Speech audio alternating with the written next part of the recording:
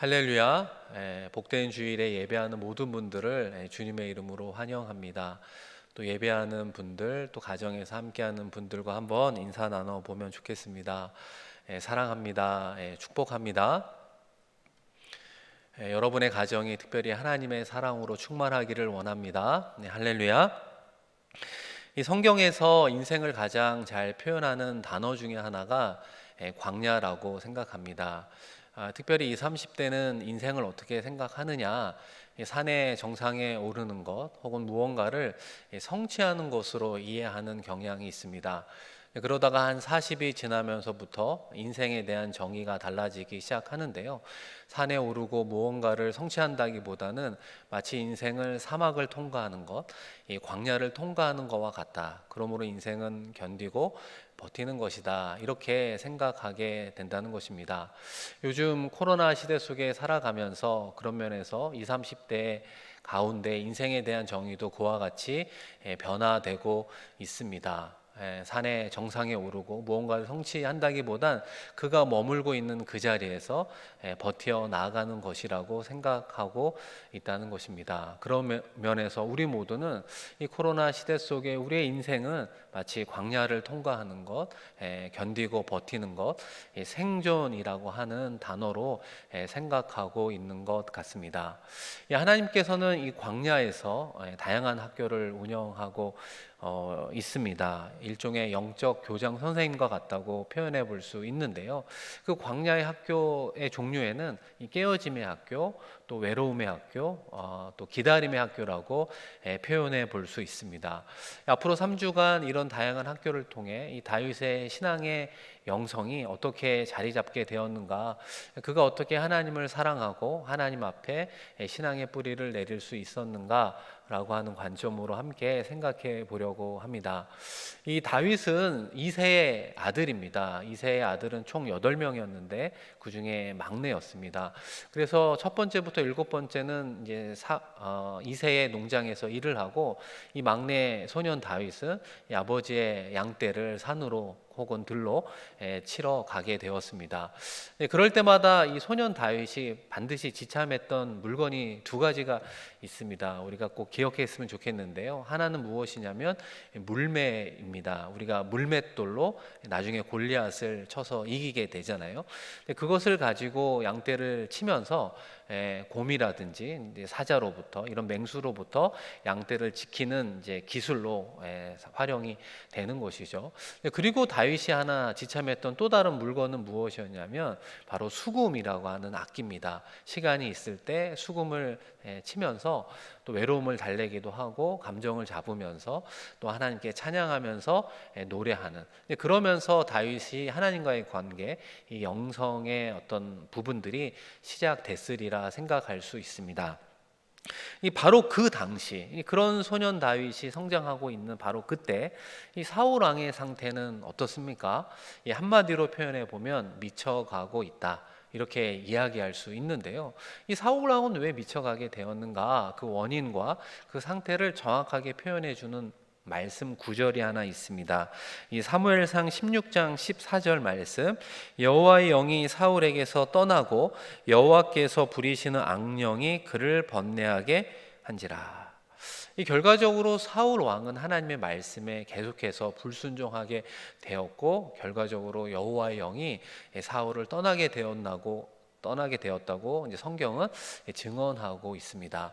이 하나님과 사울과의 관계에서 생각해 본다면 이 사울이 점점 하나님과의 관계가 멀어지고 있구나, 이렇게 소원되어 가고 있구나라고 하는 것을 보게 된다는 것이죠. 그리고 그 영혼의 빈자리를 악령이 차지하여 사울을 번뇌하게 했다고 오늘 말씀은 기록하고 있는 것이죠. 그런 의미에서 우리는 영적인 존재라고 하는 것을 다시 한번 생각해 보아야 하는 것입니다. 하나님과 우리와의 관계 속에서 친밀할수록, 하나님의 영으로 충만할수록 우리는 기쁘게 또 승리하며 살아갈 수 있지만, 우리가 불순종하면서 하나님과 관계가 이제 멀어지게 된다면 이 악령이, 때로는 세상적인 무언가가 우리에게 악 영향을 미칠 수 있다라고 하는 것입니다.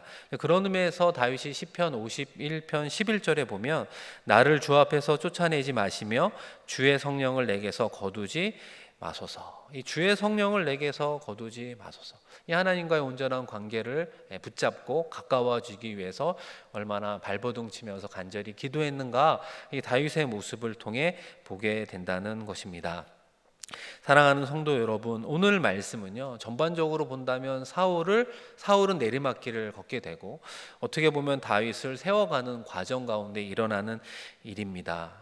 말씀 가운데 우리가 가질 수 있는 하나의 관점들이 있다면, 이 하나님의 타이밍, 이 하나님의 이 시간을 가운데 하나님께서 어떻게 일하시는가, 이 일하시는 방식까지 우리가 한번 눈여겨 볼 수 있는데요.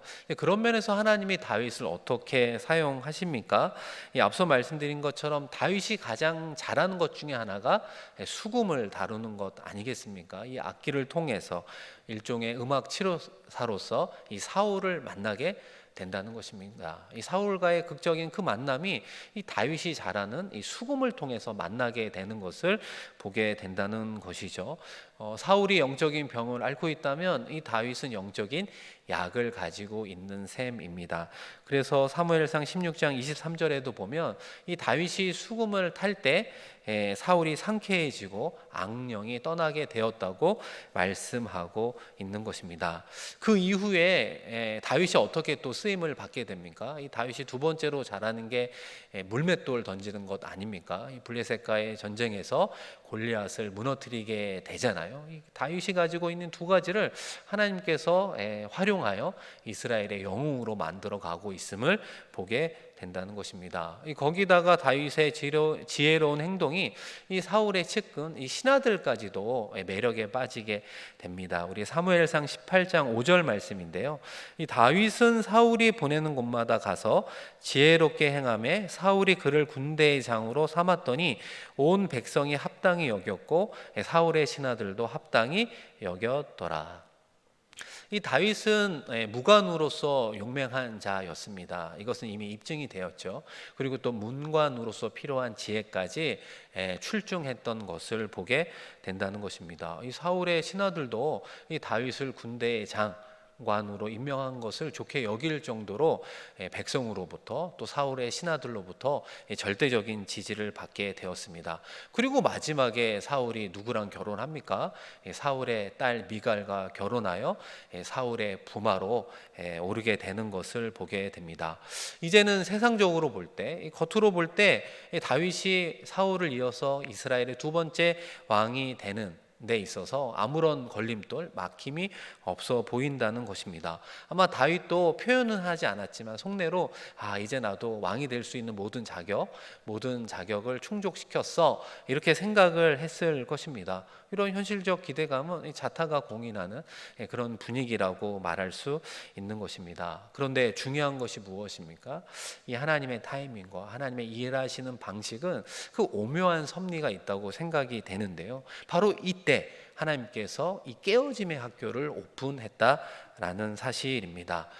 깨어짐의 학교를 누구를 위해서 오픈했습니까? 바로 다윗으로 하여금 그 깨어짐의 학교에 입학하라고 말씀하고 있다는 것입니다.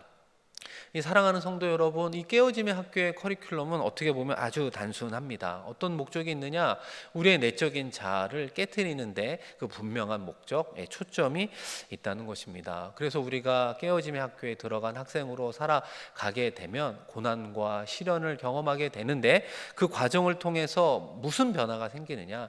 이 가치관의 변화가 생기는 거예요. 이제까지는 나를 위해, 자녀를 위해, 세상의 성공을 위해서 살아가는 것이 인생의 성공이라고 생각했는데 그것이 아니라 하나님의 영광을 위해서 살아가는 삶이어야 된다라고 하는 가치관의 변화에 목적을 두고 있습니다. 그리고 그 과정 속에 또 다른 변화는 성품의 변화입니다. 우리의 모난 부분들이 변화되어 하나님의 온전한 자녀의 성품을 가지도록, 크게 이 두 가지의 목적을 가지고 하나님이 깨어짐의 학교를 운영하고 있습니다. 이 사랑하는 성도 여러분, 지금 다윗의 상황이 어떻습니까? 앞서 설명한 것처럼 사울의 부마가 되었습니다. 군대 장관이 되었습니다. 이 백성과 신하들로부터 절대적인 지지를 얻고 있었습니다. 아마 다윗도 자신도 모르는 사이에 이 세상 권력을 이제 조금만 손을 펴서 움켜 잡기만 하면 다 내 것이 될 수 있을 거라고 생각했을 것입니다. 그러다 보면 어깨에 힘이 들어가기도 하고 목소리가 바뀌었지도 이제 모르겠습니다. 중요한 점은 이제 무엇이냐? 바로 이때 하나님은 다윗의 내적인 자아를 깨트리기로 작정하셨습니다. 하나님께서 다윗의 내적 자아를 어떻게 깨트리셨습니까? 이 구름 위를 걷게 해 주셨잖아요. 그리고 승승장구하고 그가 하늘로 올라간다면 올라갈 수 있을 만큼 오를 수 있도록 다윗이 가진 모든 것을 극대화하는 방식으로 하나님께서 일종의 꽃길을 걷게 하고 성공을 하게 하셨습니다. 그리고 하나님께서 어떻게 하셨느냐? 그 높고 높은 하늘에서 그를 땅으로 떨어뜨리는 그런 방식으로 깨어짐의 학교를 시작하게 되었던 것입니다. 우리가 올라가는 것도 어렵지만 높이 올라가면 올라갈수록 그 높은 곳에서 떨어질 때 겪게 되는 그 충격이라고 할까요? 그것은 다 가히 말로 표현할 수 없을 정도로 고통과 아픔이 분명히 다윗에게 고스란히 직접적으로 전해졌을 것입니다. 하나님께서는 이런 사건과 사고를 통해 큰 충격으로 우리의 자아를 깨트리기 시작을 하는 것이고요. 더 나아가 우리의 자아를 어떻게 산산조각 내십니까? 10여 년 동안 다윗이 도망자로 살아가면서 사울 왕이 미쳐간다고 그랬잖아요. 권력을 잡기 위해 미쳐가는 사울이 집요하게 다윗을 쫓아다녔던 것입니다. 추격들을 보내고 죽이려고 했던 그 10여 년의 삶을 통해서 다윗이 다시금 하나님만 의지하고 하나님의 말씀에 순종하는 그런 아름다운 성품의 소유자로 하나님께서 만들어 가고 있었던 것입니다. 오늘 우리가 함께 읽은 본문 말씀이 바로 이 사울 왕과 이 다윗이 이런 면에서 갈리게 되는 결정적 장면을 담고 있습니다. 우리 본문 말씀인데요. 사무엘상 19장 9절과 10절을 한 번 더 크게 읽어보도록 하겠습니다. 사울이 손에 단창을 가지고 그의 집에 앉았을 때에 여호와께서 부리시는 악령이 사울에게 접하였으므로 다윗이 손으로 수금을 탈 때에 사울이 단창으로 다윗을 벽에 박으려 하였으나 그는 사울의 앞을 피하고 사울의 창은 벽에 박힌지라. 다윗이 그 밤에 도피하매. 아멘. 이 사울은 앞서 말씀드린 대로 미쳐가고 있다고 말씀을 드렸습니다. 그 대표적인 증거가 무엇이냐? 집에 있는데 단창을 손에 쥐고 있었다라고 하는 겁니다. 이 사랑하는 성도 여러분, 여러분이 집에서 어떤 복장으로 계십니까? 가장 편안한 복장, 또 릴렉스하면서 쉼을 누리고 있지 않습니까? 그런데 사울은 왜 집에서 이 단창을 쥐고 있느냐? 호심탐탐 왕의 권자를 노리는 자가 있을 거다라고 하는 생각 속에 단창을 쥐고 있었습니다. 그리고 오늘 본문 말씀은 그 사람이 사울의 입장에선 누구라고 이야기하느냐? 바로 다윗이라고 이야기하는 것이죠. 다윗이 백성들로부터 신하들로부터 절대적인 지지를 받기 시작하자 다윗을 두려워하고 또 이내 사울의 마음속에 불안이 엄습해 온 것을 보게 됩니다. 그리고 일종의 사고가 나게 되는데 이 사울이 손에 든 단창을 다윗을 향해서 던지게 되었습니다. 우리가 만일 다윗의 입장이라면, 이 다윗의 지금과 같은 상황이라면 이 날라오는 단창을 바라보면서 어떤 생각을 했을까? 본능적으로는 그것을 피했겠죠. 그리고 순간 그 단창이 벽에 박히는 소리가 들렸을 것입니다. 그러면서 나는 어떻게 행동해야 될까라고 하는 짧은 시간 속에 우리가 다윗이라면 아마 거의 대부분은 이 단창, 벽에 꽂힌 단창을 뽑아서 사울을 향해 던졌을 것입니다. 정당방위가 되는 거잖아요. 또 백성과 또 신하들로부터 지지받고 있는, 어떻게 보면 이스라엘의 2인자 입장에서 사울을 죽이고 왕이 될 수 있었을 것입니다.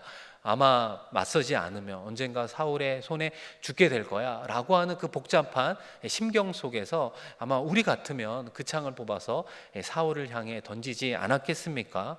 그러나 오늘 본문 말씀은 다윗이 어떤 행동을 했다고 이야기하느냐? 그 밤에 사울의 앞을 피해 도망갔다라고 표현하고 있습니다. 그 자리를 피하고 말았죠. 영적으로 볼 때 이 깨어짐의 학교에 정식으로 입학했다고 표현해 볼 수 있어요. 중요한 점은 다윗이 자신의 이런 고통과 어려움의 운명을 받아들였던 것입니다. 더 중요한 건 혼자 도망쳤다는 것입니다. 나 홀로 광야와 같은 그 길을 걸어가기 시작을 한 것이죠. 그 가혹한 시련을 받아들이면서 겪게 되었고, 그 과정을 통해 하나님이 사용하시기에 너무나 훌륭한 소유자로서 조금씩 변화되기 시작했습니다. 만일 이 다윗이 사울의 앞을 피하지 않고요, 그 창으로 사울을 죽이고 왕이 되었다면 어떻게 되었을까요? 너무나 쉽게 왕이 되고 세상의 부귀영화를 누리는 사람이 되었을 것입니다. 그러나 시간이 조금 지나지 않아서 다윗도 이 권력을 지키기 위해 사울처럼 미쳐가지 않았을까?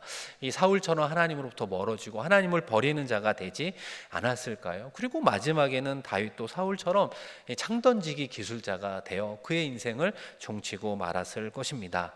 사랑하는 성도 여러분, 하나님은 이 순간 다윗 안에서 꿈틀거리고 있는 사울의 모습을 보고 있다는 것입니다. 더 중요한 점은 무엇입니까? 다윗 안에 존재하는 사울만 보는 것이 아니라 지금 예배하는 우리 안에 존재하는 사울의 모습을 하나님께서는 주목하고 있다는 사실입니다. 사울이요, 우리 안에도 존재하고 있다는 것입니다. 사울은 우리의 핏줄 속에 있고 우리의 골수에 있고 우리의 심장의 살과 근육을 이루고 있습니다. 사울 왕은 우리와 함께 동거하고 있죠. 요약해 본다면 사실은 사울 왕이 바로 우리라고 표현해 볼 수 있습니다. 그렇기 때문에 하나님께서는 다윗뿐만 아니라 우리 안에 있는 속사람 사울을 제거하기 위해서 메스와 집게를 사용하게 되는 것입니다. 이 다윗의 경우는 겉사람 사울 왕인 것이죠. 아까도 말씀드린 것처럼 도망간 다윗을 죽이고자 10여 년 동안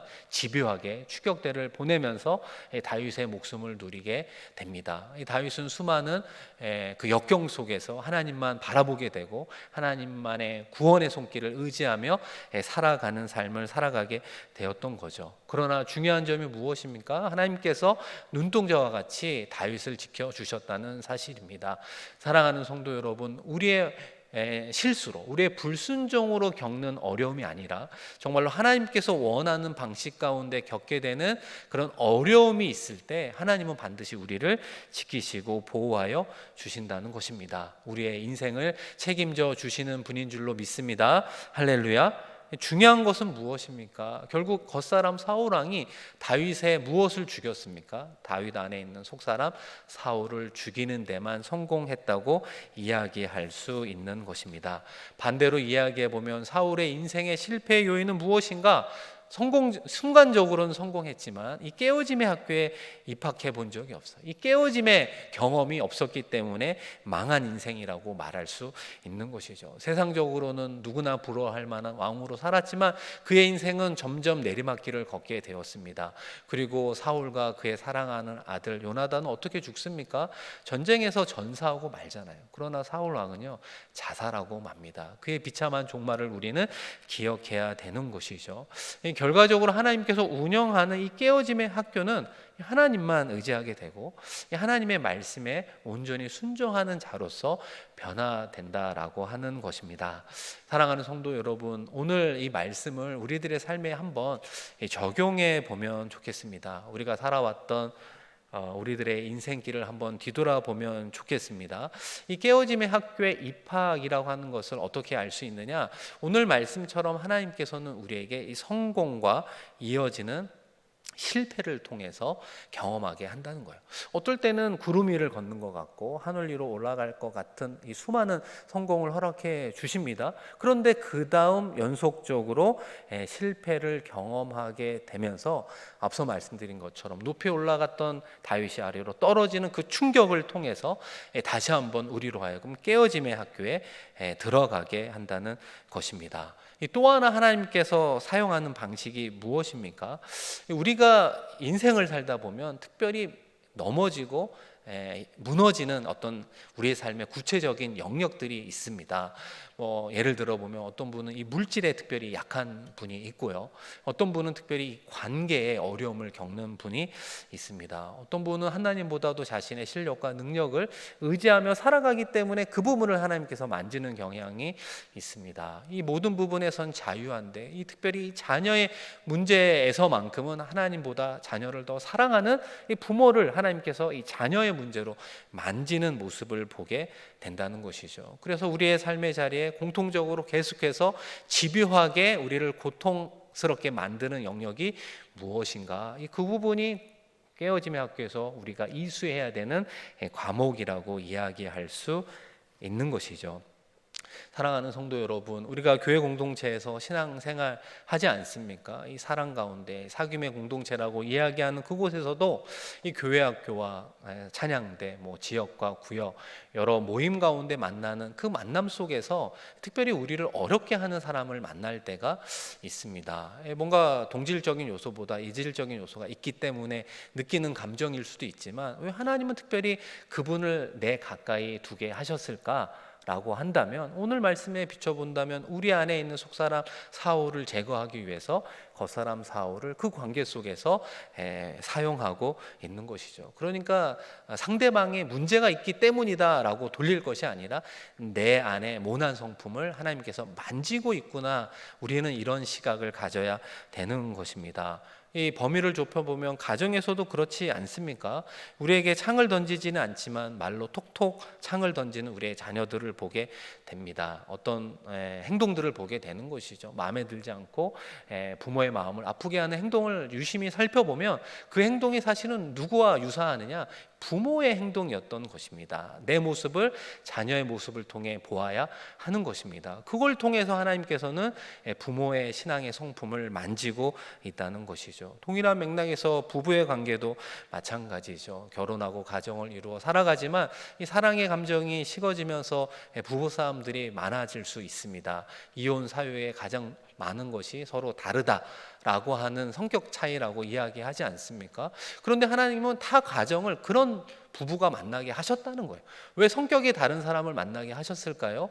시간이 흘러서 다른 모습을 통해 나의 모난 부분들을 하나님께서 만져가는 그런 어떤 도구로 우리 모두를 사용하고 있는 것이죠. 결국 우리가 만나는 어렵게 만드는 모든 부분들이 영적인 반면교사로서 우리를 변화시키고 있는 것입니다. 깨어짐의 학교 속에서 때로는 교사로, 때로는 학생으로 이런 사람과 일들을 사용하시어 우리들의 내적인 자아를 깨뜨리고 이 뒤틀린 욕망을 하나님께서 무너뜨리고 있음을 우리는 받아들여야 하는 것입니다.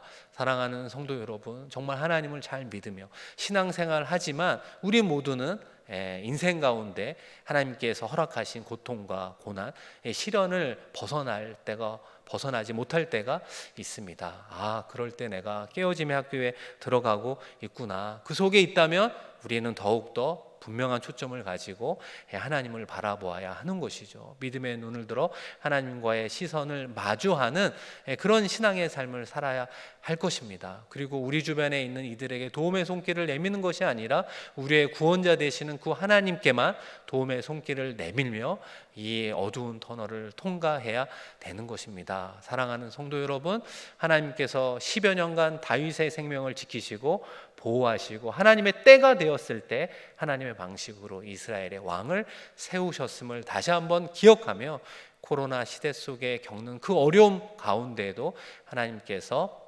승리의 출구, 희망의 출구로 우리의 가정을 선하게 인도해 주실 것을 믿습니다. 그 주님과 함께 이번 한 주도 승리하며 나아가는 우리 모두가 되기를 주님의 이름으로 간절히 축원드립니다. 우리 이 시간 말씀을 기억하며 함께 기도했으면 좋겠습니다.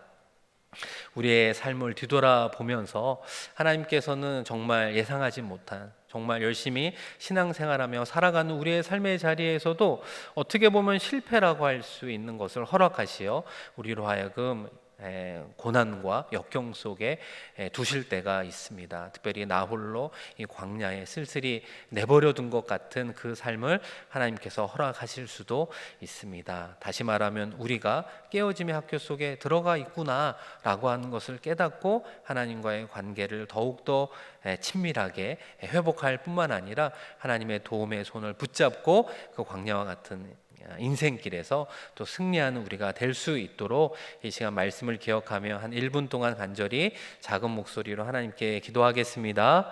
하나님 아버지 감사합니다. 이번 한 주도 우리의 삶을 뒤돌아보면 기쁘고 행복하고 감사할 일도 참 많지만 우리들의 삶의 자리에서 아픔과 고통을 느낄 때가 너무나 많이 있습니다.